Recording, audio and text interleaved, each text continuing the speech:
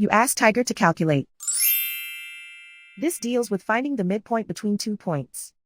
The midpoint between the 2 points is negative 17, 25.5. Let's solve it step by step. Plot the 2 points and calculate the midpoint using the formula. The coordinates of point 1 are, x1 equals 35, y1 equals negative 12. The coordinates of point 2 are, x2 equals negative 69, y2 equals 63. PM represents the midpoint of the 2 points.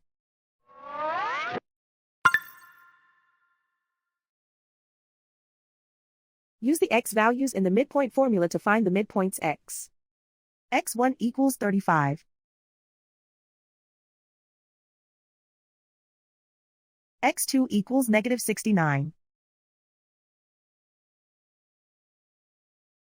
Simplify the arithmetic.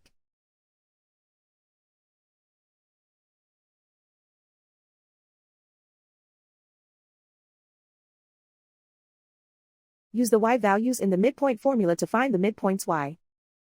y1 equals negative 12. y2 equals 63. Simplify the arithmetic.